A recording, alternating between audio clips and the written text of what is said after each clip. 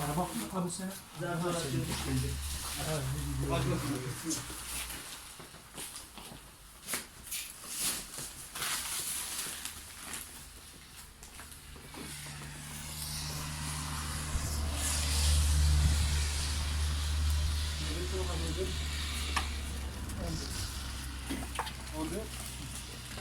Haksızlık. Niye getirdin?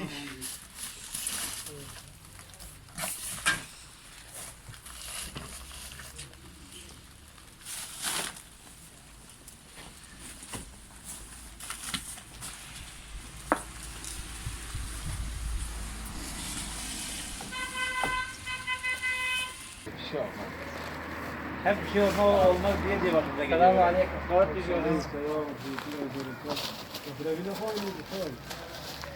Mardin Umut Kervanı olarak Ramazan faaliyetleri çerçevesinde yetim ve muhtaçlar için başlatmış olduğumuz gıda çalışmamızın şu an paketlerini hazırlamış olduk.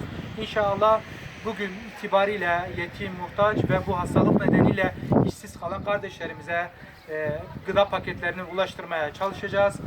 Bu arada maneviyatı yüksek Ramazan ayında hayra vesile olmak için, yetim muhtaca, işsize umut olmak için hayırsever halkımıza da bir yardım çağrısında bulunmak istiyoruz. Gelin siz de bu çağrıya kulak verin. Yetim ve muhtaca umut olalım beraber. Hayat birlikte güzeldir. Hayat birlikte güzeldir diyoruz. Allah'a emanetsiniz. Esselamu Aleyküm ve Rahmetullahi ve Berekatuhu.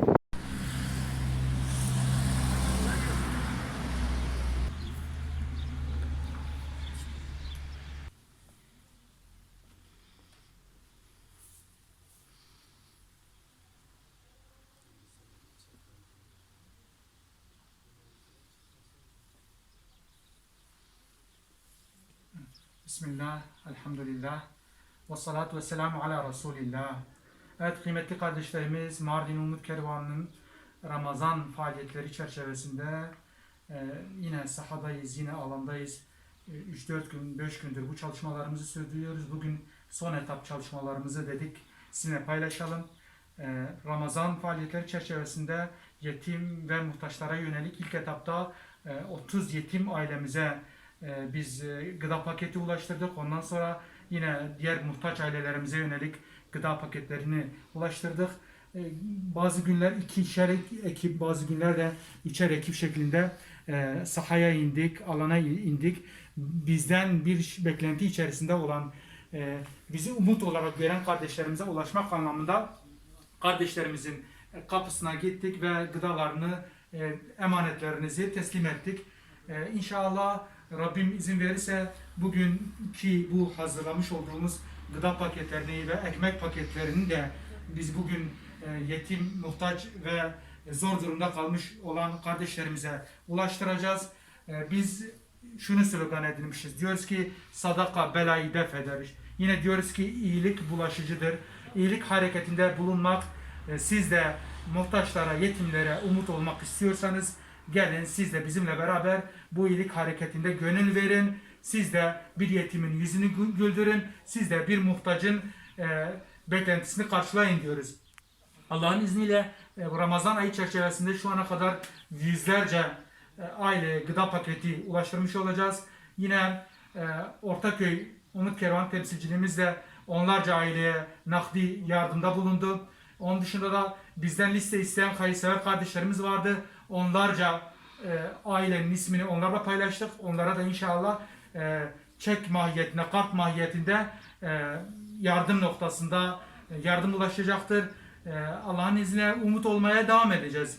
Yetim ve muhtaç kardeşlerimizin yanında olmaya devam edeceğiz. Özellikle milletimizin bu zor anında halkımızın yanında olmak için, kardeşlerimizin yanında olmak için sahada olmaya elimizden geldiği kadarıyla devam edeceğiz. Tabii ki bu işin motoru, bu işin sürdüreni, perde arkası, bu işin kahramanları siz hayırsever kardeşlerimizsiniz. Sizden destek geldiği müddetçe biz muhtaç ve yetim kardeşlerimizin yanında olmaya devam edeceğiz.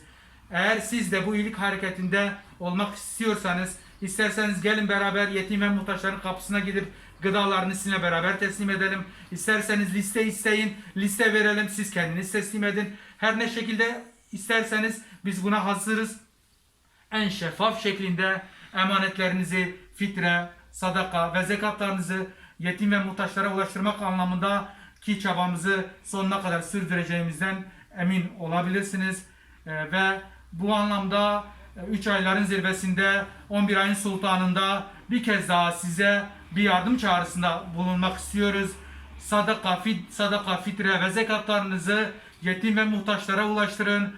Siz de onlara umut olun. Bu konuda her zaman size destek olmaya hazırız. Sizin yanınızda olmaya hazırız. Köprü görevi görmeye hazırız.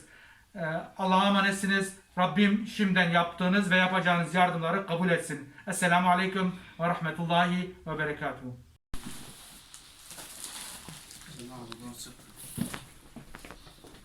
Bir de araba açık mı?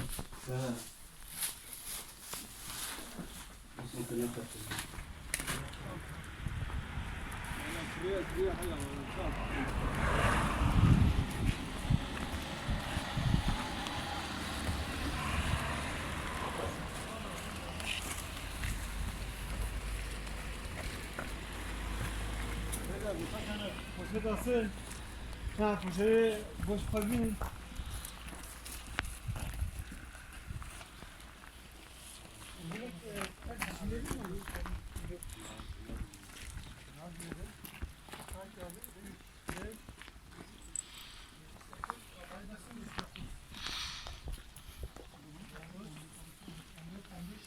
Toplanmamış. Arabayı yok ya.